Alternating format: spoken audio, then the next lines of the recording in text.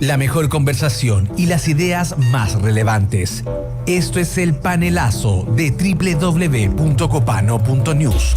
En La Clave 92.9. El panelazo del día de hoy. Sí, hoy día estamos con uno de los temas que han sido parte de la conversación últimamente de la reforma de pensiones. ¿A dónde se viene el 6%? Este es un debate que ha estado en la palestra. La ministra Jara hizo una reunión con... Ministra del Trabajo hizo una reunión con los partidos políticos. Está la conversación. La presidenta de Bópoli, Gloria Hood, se abrió a dividir en 3% y 3% de capitalización individual y de solidaridad. ¿Cuál está el debate? Tenemos dos invitados que nos pueden ilustrar un poco, que son András Justo, economista y exintegrante de la Comisión Bravo, y María Elisa Cabezón, que está con nosotros en el estudio, directora de Evidencia en Pivote. María Elisa, András, ¿cómo están? Muy buenos días. Buenos días, ¿qué tal? Hola, muchas gracias por la invitación. András está conectado desde Zoom. Sí, muy buenos días, András. La pregunta primero, la reforma previsional del gobierno, ¿qué se tiene que hacer con el 6%? Una pregunta un poco que no tiene respuesta fácil en el mundo político, porque está justamente el debate. Pero queremos abrir la conversación con ustedes. María Elisa. Sí, yo creo que el debate está un poco al revés, porque la discusión está si los 6 puntos a solidaridad, si 2 puntos a solidaridad, si 3, si 4, etcétera. Y yo creo que antes de responder esa pregunta, la pregunta es ¿cuánta solidaridad queremos instalar con el plan contributivo y cuánto cuesta? Eso es lo primero. Y eso viene antes de ver la distribución. Yo creo que es como al revés decir, no, 4 a solidaridad, 3 a solidaridad, 2 a solidaridad, pero sin decir para qué se va a usar, a quiénes vamos a beneficiar con esta solidaridad que queremos instalar con el plan contributivo. Y acá un dato que a mí me da mucha atención es que la propuesta original del gobierno hablaba de 6 puntos a solidaridad. Y ahora la ministra Jara dijo que estaba dispuesta a 4 puntos a solidaridad. Pero la pregunta, lo que es raro es que si tú ves el informe del gobierno, la parte que es solidaridad, hay 3 tipos de solidaridad que quiere instalar el gobierno. Solidaridad a la maternidad, a los cuidados y entregarle 0,1F por año cotizado a los actuales pensionados. Esos 3 tipos de solidaridad completos cuestan menos de 2 puntos.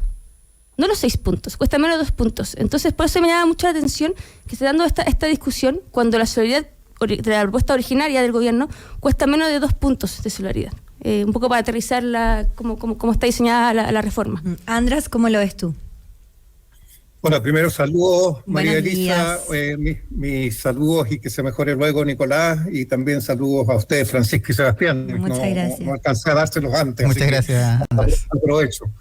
Mira, yo creo que la pregunta que se hace María Elisa es muy buena, pero el tema de fondo es cómo podemos recuperar la legitimidad de este sistema y transformarlo en un verdadero sistema de seguridad social diferente a lo que es un mercado de ahorro obligatorio, que es lo que tenemos hoy día. Y en este sentido, lo siguiente, primero que haya un 6% más de cotizaciones es bueno en general para cualquier sistema, ya sea el de mercado o el de seguridad social. Ahora, ¿por qué el 6% de solidaridad? Porque lo que se necesita en un sistema de seguridad social es que haya precisamente entre los cotizantes la posibilidad de hacer solidaridad, es decir, solidarizar con los que tienen menos ingresos y con los que tienen algunos problemas o algunas circunstancias como las que mencionó María Elisa. Y en ese sentido, mientras nosotros sigamos reforzando un sistema en que el 6 o la cotización contributiva va a cuentas individuales, eso significa que la AFP está obligada a hacer contratos de tipo individual donde no da cabida a solidaridad. Entonces yo creo que tratar de que las cotizaciones adicionales de las contribuciones, y en este caso del empleador, vaya a un sistema colectivo donde se puedan hacer estas transferencias, es bueno. Hoy día efectivamente se está pensando en maternidad, cuidado y a los activos actuales, pero también hay solidaridad que se puede hacer, solidaridad de ingresos, solidaridad por lagunas previsionales. Hay varios motivos más por los cuales uno puede hacer solidaridad y que ese 6% daría pie para hacerlo.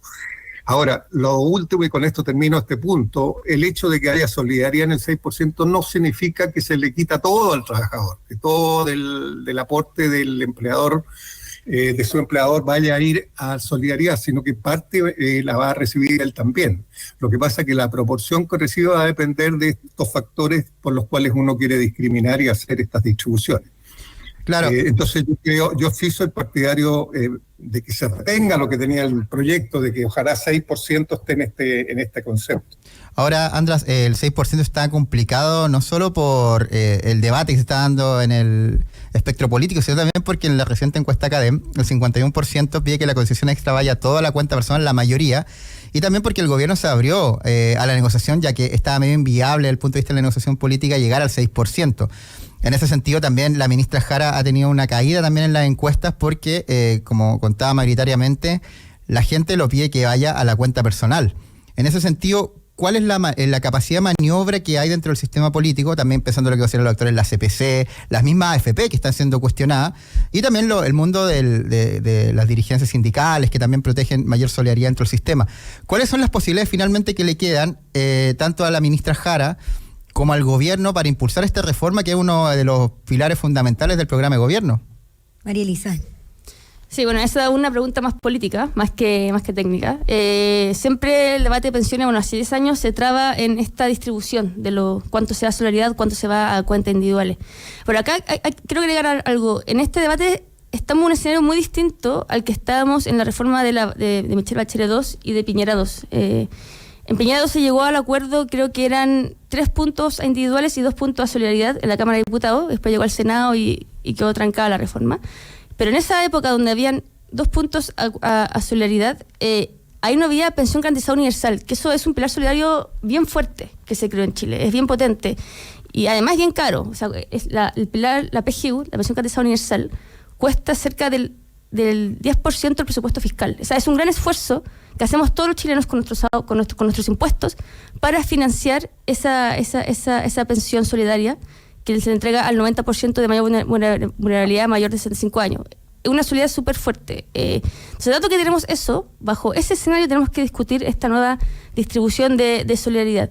Y solidaridad, yo no tengo claro cuántos puntos tienen que ir a ahorro individual, cuántos puntos tienen que ir a un fondo colectivo solidario, pero lo que yo sí creo que se tiene que respetar en esta solidaridad, el plan contributivo, si es que se aplica, es que tiene que estar condicionado a los años de cotización. Yo no creo que sea justo que una persona que se formaliza, se esfuerza estar en un trabajo formal, que paga todas sus cotizaciones, que paga impuestos, etcétera, le entregue parte de su sueldo a una persona que esté en el mercado informal, evadiendo impuestos, evadiendo cotizaciones. Yo creo que eso no es justo y que da una señal equivocada al mercado. Una señal equivocada que puede desincentivar y debilitar la formalidad, cuando en Chile la formalidad está súper baja. Entonces, esa es la única condición que a mí me gustaría poner en caso de que se abra el tema de que algunos puntos de cotización del empleo formal se vaya a un fondo colectivo solidario. András, ¿es parte de tus condiciones? A ver, sí, primero déjame decirte los sistemas que uno ve en Europa, que son los que funcionan relativamente bien, se llaman sistemas multipilares, en el sentido de que hay distintas combinaciones entre lo que es la forma de administrar la cotización, ya sea por capitalización o seguridad social, como capitalización individual o seguridad social, como lo estamos llamando ahora, y también un pilar de garantías, como es la PGU hoy día en Chile. Entonces, efectivamente, yo creo que hemos hecho un gran avance al crear este nuevo pilar cero que se llama el pilar de la PGU, que permite por lo menos aliviar la situación de pobreza. Ahora, lo que ocurre en Chile es que las pensiones están a un nivel demasiado baja y demasiado baja también para la clase media que hace estos esfuerzos contributivos de los cuales le preocupan a María Elisa y que a mí también me preocupan.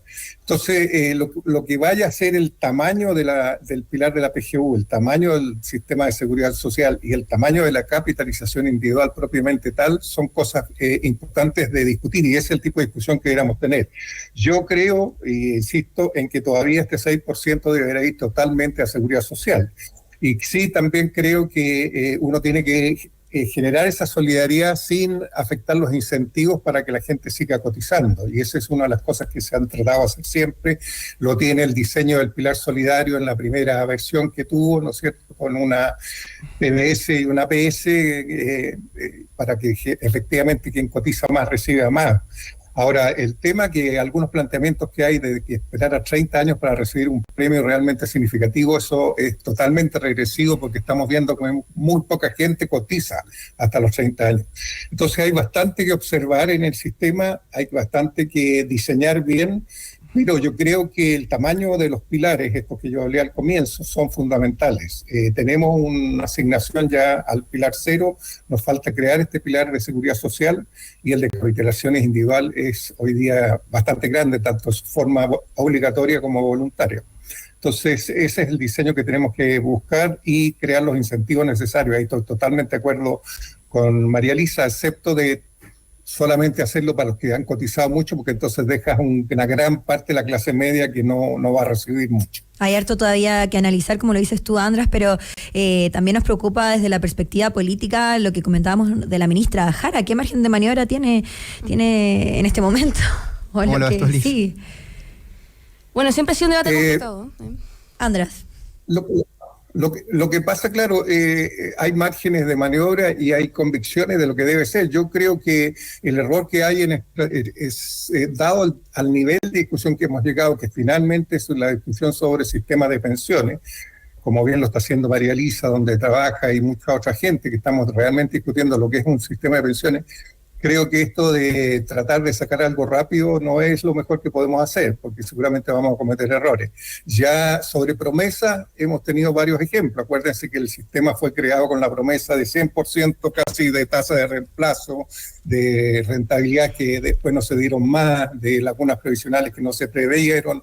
Entonces hay que mirar bien la realidad y bien el diseño que uno puede hacer con estos 3 o 4 pilares que uno vaya a construir para ver qué es lo mejor para Chile. Entonces, esta premura con que estamos actuando puede que cometamos errores y tal vez la ministra va a cometer un error o la derecha va a cometer otro al presionar sobre cosas que no debieran hacerse.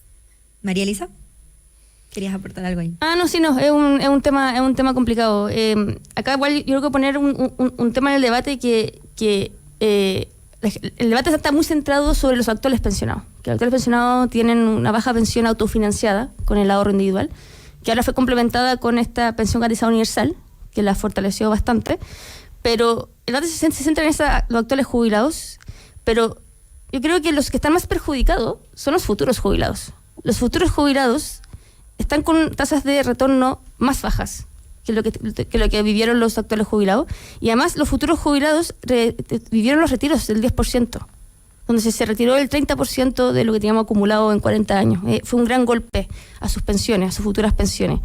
Y tenemos un mercado laboral formal que está estancado desde hace 10 años, desde 2013, que la cobertura del empleo formal, o sea, el porcentaje de la gente en edad de trabajar que cotiza, está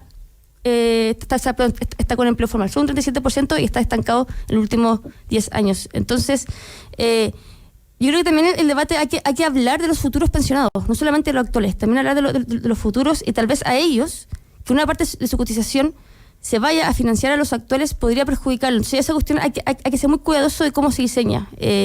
Y un tema delicado y hay que verlo con calma.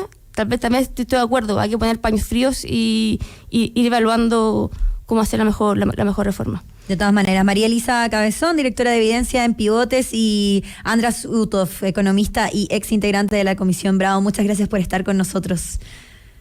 Oye, muchas gracias a ustedes y los felicito por el programa. Creo que estas discusiones son las que tenemos que tener. María Elisa, un abrazo, que sigan trabajando bien ahí, ojalá lleguemos a acuerdos. Eso. Gracias por venir y siempre a su casa cuando quieran. Quedamos en contacto, András, que estés muy bien. Chao, chao. Chao, que estén bien. Chao, María Elisa.